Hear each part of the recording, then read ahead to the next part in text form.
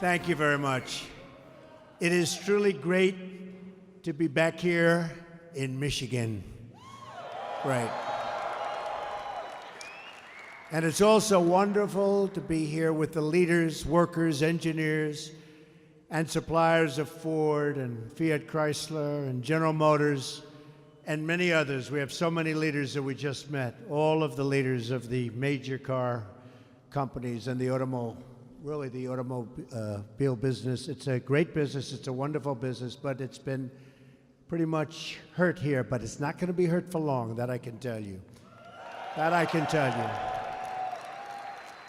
I'm sure you've all heard the big news that we're going to work on the CAFE standards so you can make cars in America again. We're going to help the companies, and they're going to help you. There is no more beautiful sight than an American-made car. No more beautiful sight. I love this state. I love the people of this state. And you did me a big favor because you gave me a victory, and that victory hasn't been won by a Republican in a long time. Long time. And you're going to be very happy, believe me. You're going to be very, very happy. During the campaign, I came to Michigan again and again, and I made this promise that I am going to fight for your jobs and fight very, very hard. I'm going to fight for Michigan workers.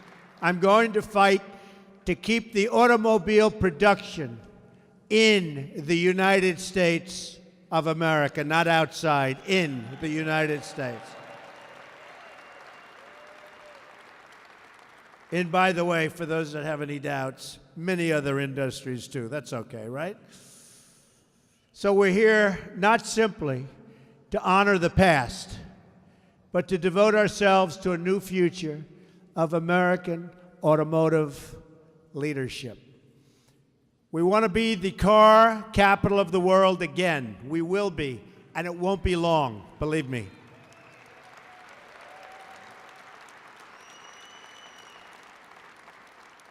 And by the way, we're going to have a very big announcement next week having to do with your industry. Very, very big, very important. Everybody say, what is it? Let's keep them guessing back there. You've heard me say the words, and I'll repeat them right now. Buy American and hire American.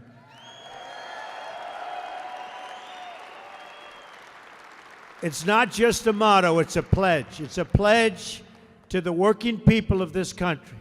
The era of economic surrender for the United States is over. It's over. And you see what's already been happening. Plants are coming back. Other plants that were expected to be built in other countries are not being built. I just want to tell the leaders they made some very wise decisions. Very wise. Very wise. Some plants that were announced are not going to be built. They're smart. We're going to stand up to foreign cheating. We're going to crack down on currency manipulation. And yes, we're going to use the full economic powers of our country to protect our workers and to protect our jobs. Let me also say how important it is for me that we have every segment of this great American industry represented in our audience today. We have everybody. To succeed as a country, we have to work together. We have to fight side by side to protect our industry and to stop the jobs from leaving our country. It's not going to happen anymore, folks. We've gone through it for many, many years, decades. It's not going to happen anymore. And if it is, there's consequences to pay for the companies that desert us and fire our employees. There are consequences.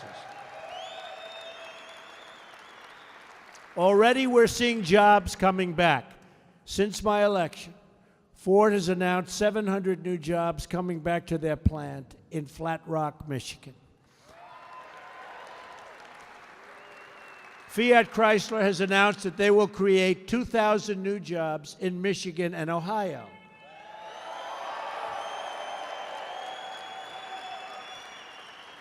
And just today, breaking news, General Motors announced that they're adding or keeping 900 jobs right here in Michigan, and that's going to be over the next 12 months. And that's just the beginning, folks. In fact, I told them that's peanuts. That's peanuts. We're going to have a lot more. They're going to be building new plants, expanding their plants. My administration will work tirelessly to eliminate the industry-killing regulations, to lower the job-crushing taxes, and to ensure a level playing field for all American companies and workers. Before NAFTA went into effect, by the way, NAFTA, a total disaster. There were 280,000 auto workers in Michigan. Today, that number is roughly 165,000. And would have been heading down big league if I didn't get elected. I will tell you that right now. That I can tell you. Plenty of things were stopped in their tracks. They were stopped in their tracks. A lot of bad things were going to happen. A lot of places were going to get built that are going to get built right now in other locations. The number of auto plants in the state has been cut by a third. Motor City once set the standard of living for the nation. Now it has suffered under the decades of failed economic decisions that have stripped our country of its jobs and of its wealth. The Trans-Pacific Partnership, another disaster, threatens states like Michigan, Wisconsin, Ohio, Pennsylvania, and so many others, with the loss of countless more jobs. That is why I'm proud to say I followed through on my promise, and by the way, many other promises. You've seen what's happened. Many. And immediately withdrew the United States from the TPP. I kept my word. The assault on the American auto industry, believe me, is over. It's over. Not going to have it anymore.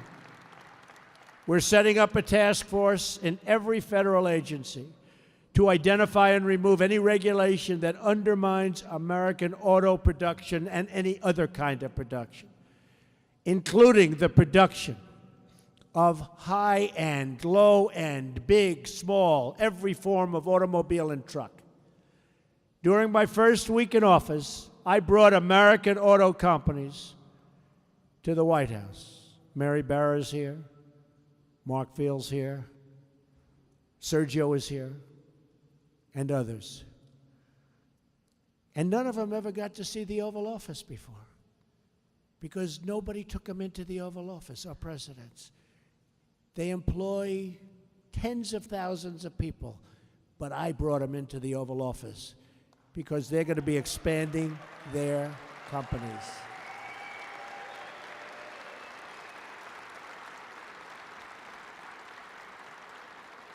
But they all told me the same thing.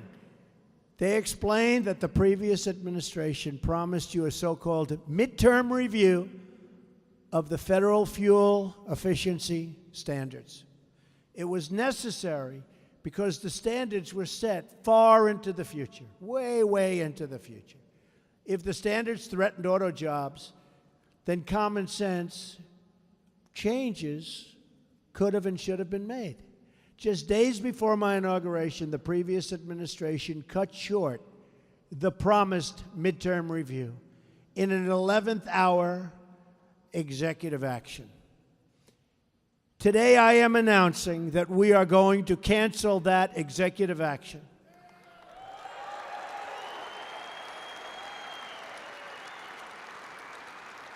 We are going to restore the originally scheduled midterm review, and we are going to ensure that any regulations we have protect and defend your jobs, your factories. We're going to be fair.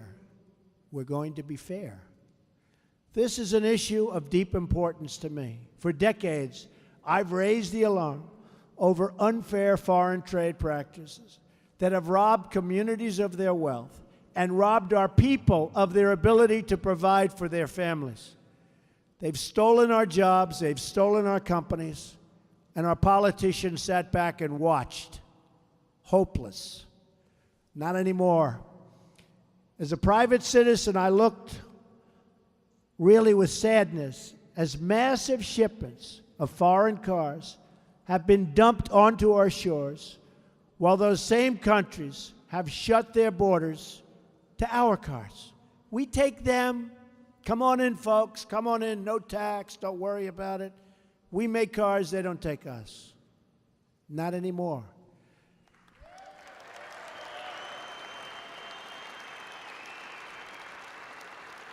Since NAFTA was approved, we've lost nearly 1/3 of our manufacturing jobs in the United States. Since China entered the World Trade Organization, we've lost 60,000 factories.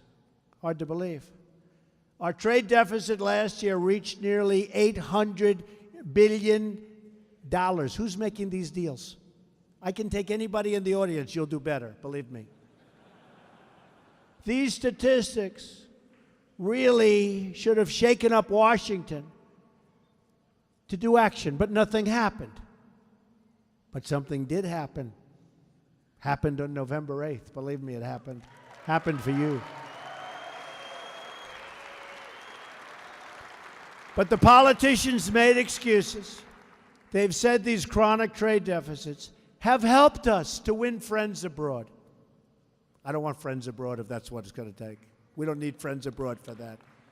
Do you ever see that where they said, no, it's good for us because people like us abroad? They don't like us. They think we're stupid people. But no friendship is strengthened through economic abuse because we have been abused. And no country can long lead the free world if it does not protect its industries and care for its people and protect its borders.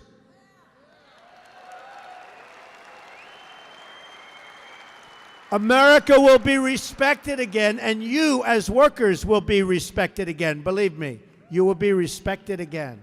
Soon, now. I think it's already happened. Our great presidents from Washington to Jefferson to Jackson to Lincoln all understood that a great nation must protect its manufacturing, must protect itself from the outside. Today, I will be visiting the home of Andrew Jackson on the 250th anniversary of his birth. And they say my election was most similar to his. 1828. It's a long time ago. Usually they go back like to this one or that one, 12 years ago, 16. I mean, 1828, that's a long way. That's a long time ago. In supporting tariffs, Jackson said, I look at the tariff with an eye to the proper distribution of labor and to revenue, and with a view to discharge our national debt. We owe $20 trillion. $20 trillion with our policies. America cannot be a wealthy country if special interests game the system to profit from the exodus of our companies and from the exodus of our jobs. We must embrace a new economic model. Let's call it the American model.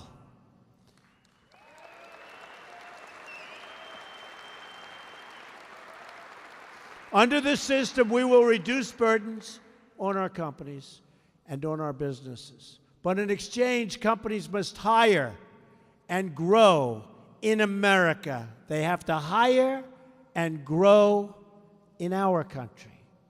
That is how we will succeed and grow together. American workers and American industry side by side. Nobody can beat us, folks. Nobody can beat us.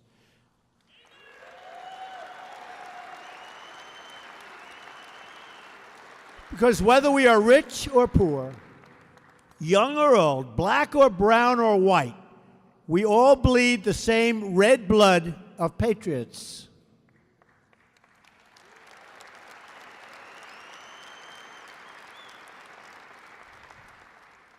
Great Americans of all backgrounds built the arsenal of democracy, including the legendary Rosie the Riveter, who worked here at Willow Run. You know that. 75 years ago, during the Second World War, thousands of American workers filled this very building to build the great new airplanes, the B-24 Liberator. At peak production, listen to this. It's not the country that we've been watching over the last 20 years. They were building one B-24 every single hour. We don't hear that. We don't hear that anymore, do we? We'll be back. We'll be back soon. Most amazing people.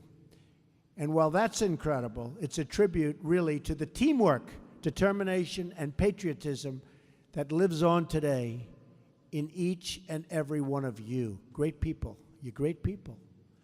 Now, these hundreds of acres that defended our democracy are going to help build the cars and cities of the future. So I ask you, that's fine, because you're right.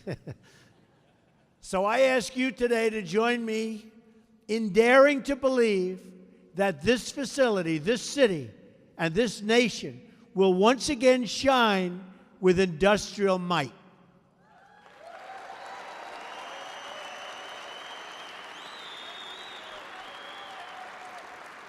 I'm asking you to place your faith in the American worker and these great American companies.